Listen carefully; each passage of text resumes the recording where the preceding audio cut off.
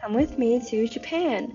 Here we went to Tokyo first, and I'm gonna be talking fast because I recorded a bunch of mini clips. So this is when we first got off the airplane and we took the bus, which was really nice, to our hotel in Shinjuku. We put everything down and immediately went to explore, and this was at the Don Quixote. Don Quixote had so many things, and honestly, I was super overwhelmed, but we bought a lot of stuff. We went to Kabukicho Tower to explore, and look how lively it was. They had so many places to eat and sit down and basically party, but we were a little bit tired, so we just walked around and checked out the different floors. There was like an arcade on the floor above, and there were so many gachapon games. It's basically a toy vending machine. So after that, we went down to the Starbucks, and I got a peach frappuccino, which was really good, but kind of expensive. And then we had to stop by a convenience store because I heard so many things about it and watched so many videos that I had to. This 7-Eleven was stacked, and I saw so many things I only watched videos on, especially the egg salad sandwich and this grape sorbet ice cream, which we couldn't get enough of during this trip. That's my haul, and my haul from Don Quixote. Those great gummies were so good. So this is the fit check for the next day. It was so hot here. For breakfast, I found this mini cafeteria style place nearby, and we walked there, and it was a really cheap breakfast. And I tried natto for the first time because I saw a lot of videos on TikTok about it, and honestly, I did not really like it. We stopped by Konbini so often every day for refreshments because it was so hot, and then we had to get our Suica cards, which is the card for transportation, and you can even pay with it at convenience stores. We walked by the Akihabara area, which is great if you like anime, and then the Ueno area, which is great for shopping, like this Uniqlo, and great for food, like this Gyukatsu Motomura, which was so good. We then went to Asakusa Temple area, which is seen in here, and it was so hot, but it was so pretty. The architecture and history was so amazing to look at, and it was exactly like how I pictured Japan. Here, I did a traditional hand washing thing at the temple. I'm not sure myself, but then we headed to the Tokyo Sky Tree, and there was honestly so much to do there. This was a little market across where there was like a fresh food selection. The fish looked so pretty, and we just chilled here before our time slot up the Tokyo Sky Tree around sunset, which I was so excited about. Like, look at these sushi platters. We came back for it, don't worry. Downstairs the Tokyo Skytree, there was a huge shopping area which I wasn't aware of. It was like a little city, and it had so many character stores like Pokemon, Kirby, shown here. All the merch was so cute, and they even had a Doraemon shop, and the merch was adorable, of course. We didn't get much, but as I walked around, I wanted everything. I do see this, and when we were up there, the views were gorgeous. So we got a great time slot around sunset, so we were able to see the sun setting, and it was orange and so beautiful. The city was gorgeous. Like, yeah, it really was. But it was really busy at this time, which we expected. And we stayed there until the sun set and the lights started turning on. We were there for a while before we got hungry and decided to leave. We wanted the Kura sushi across the street, but it was so busy that we went back to the market I showed you before and got huge platters of sushi and ate it at the Tokyo Sky Tree, like downstairs. It was so good, but people were definitely staring. We came back to Shinjuku and we saw the famous cat billboard, so we had to stay and watch. Of course, that's the only right thing to do. So here you can see it's so adorable, it looks so real, and it made me really want to go to a cat cafe. So after that, we went back to our hotel because it had been a long day. I learned that almost every hotel there provides really nice basic amenities like slippers, pajamas, which is basically a robe, combs, toothbrushes, shaving things, and like everything you could wish for. We had so much planned for the next day, like going to Tsukiji Market early for the food market, and I was so excited because I watched so many videos on street food and the markets, and we got this huge like prawn cracker. The line was really long, but it was really worth it.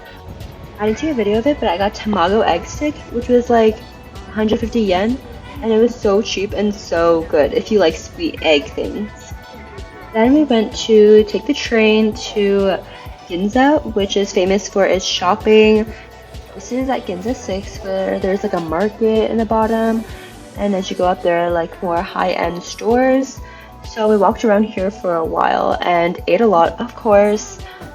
I decided to buy new perfume and get some refreshing juice.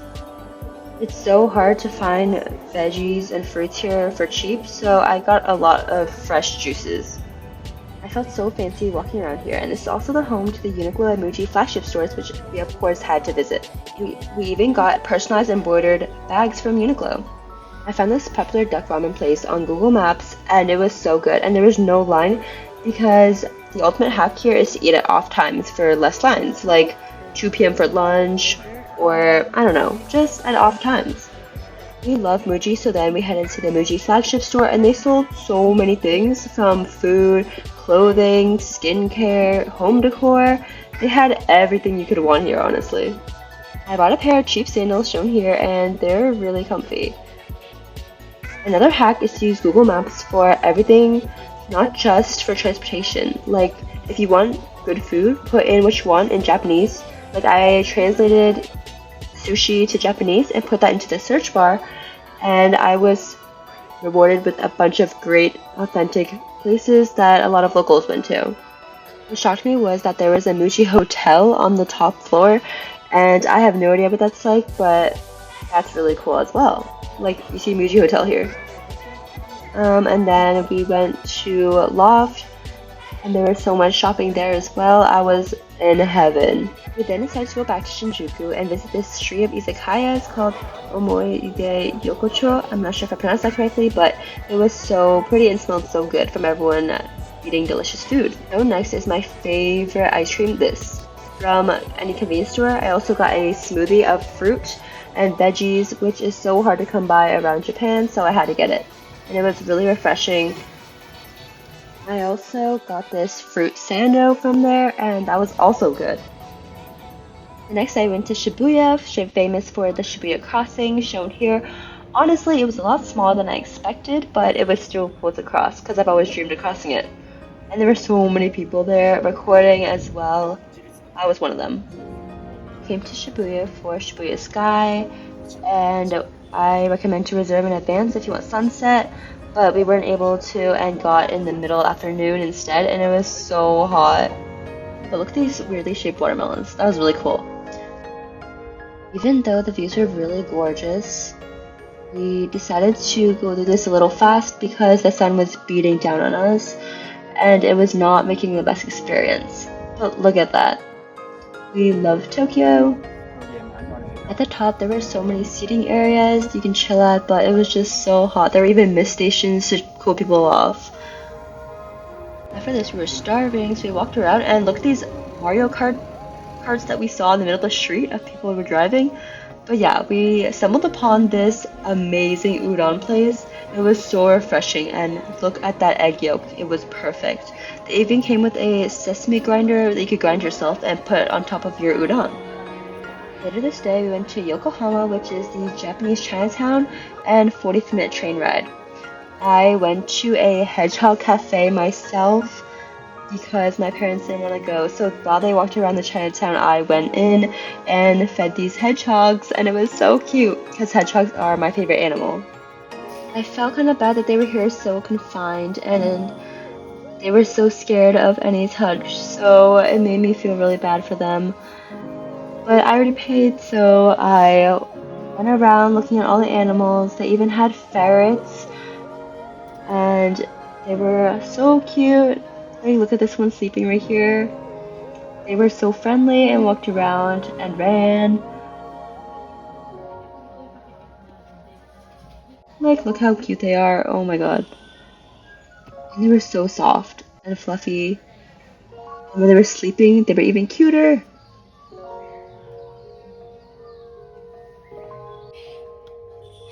They also had meerkats, which I was shocked about, and those two were so playful. They were like jumping on me while I was sitting there, and they loved to be petted. Like, look at this. Oh my god. They were so playful. You have to be really careful around these animals. It wasn't that busy, which I was glad about.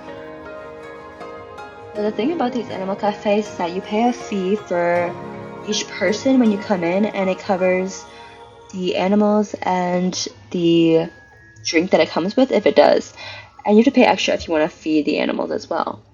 We are now in Yokohama. Just was in Chinatown, now we're in the Waterfront. My dad said that this cruise.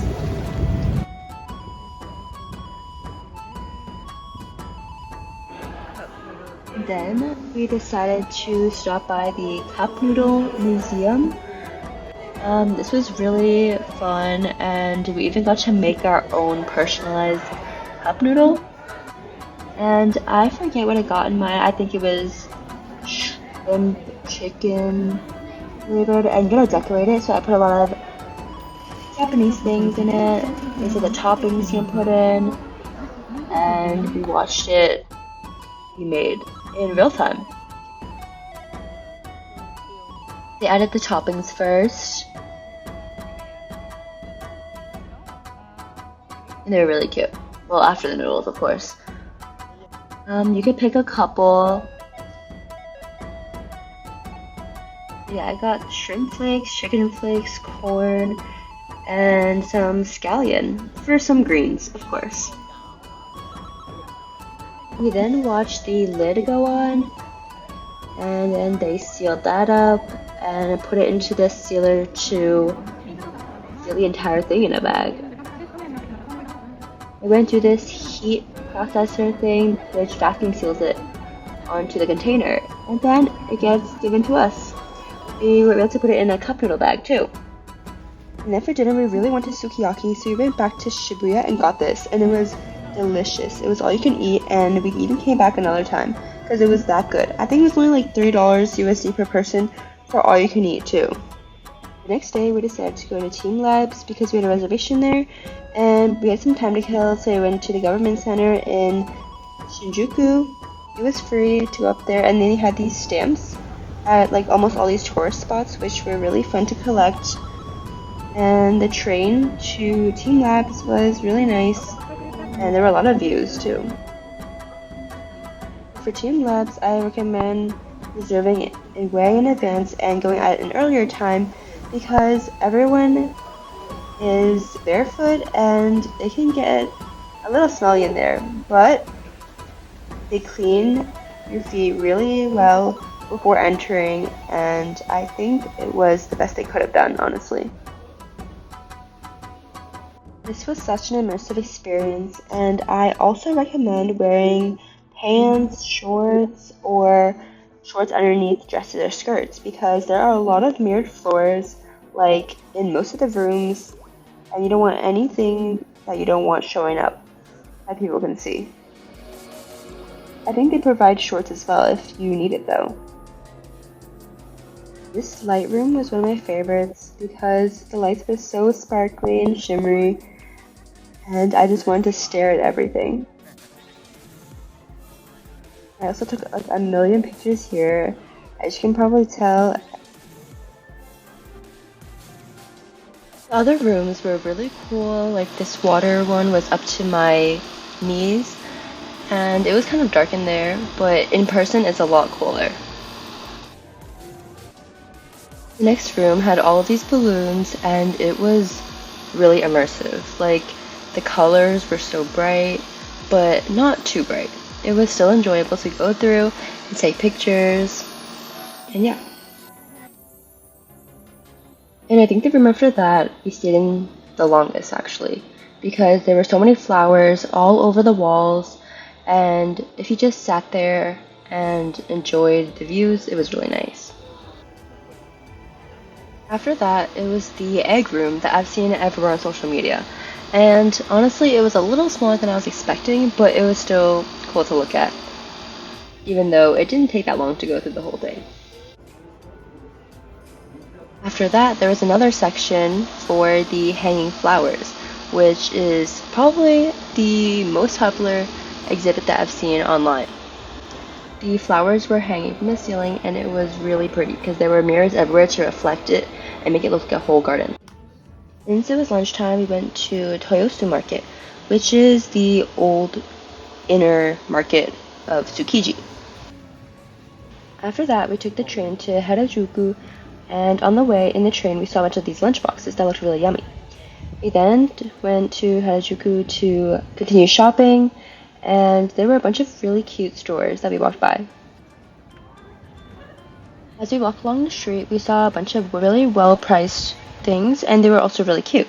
And you know I had to stop by the Sanrio store, but unfortunately I didn't get anything since we were on the hunt for food. We decided to finally try an Ichiran ramen, which is a very popular ramen place for solo eaters.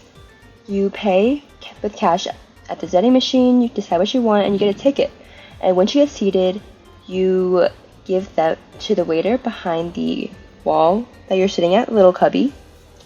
And it's really a personalized experience where you don't have to interact with anyone. I know people say this place is overrated and that you can find better places, which I don't doubt, but at the same time, I really enjoyed it, and it was one of the best ramens I've ever had. The egg was gorgeous, and we got some dessert too, and that was really good if you like the taste of almonds. And honestly, I don't even think the line was that bad since we waited around 30 minutes or even less than that at a pretty popular location as well. After food, a lot of stores were getting ready to close, but I looked on Google and I found a Kittyland, which is a chain of stores that have a bunch of like characters, and this place had a Snoopy Town and a bunch of Studio Ghibli. I remember some Kirby, Pokemon, and it was really cute to look at if you really like knickknacks and cute things. I, of course, had to buy something from the Snoopy Town shop. Well, this was actually our last full day in Tokyo before heading off to Taiwan. We are going to Taipei after this, and after Taipei, we will go to Osaka and Kyoto in Japan, and then finally back to Tokyo for a couple of days before heading back home. This is us exploring the airport before heading out, and it was really cute. Had that traditional vibe to it, and the food was also really good and really cheap. Like this rice bowl I had was pretty good for an airport meal, I would say, and it was like $5, maybe even less. But as much as I hated to say goodbye to Tokyo, I was really excited for Taipei. So I'll see you guys in the next vlog in Taipei.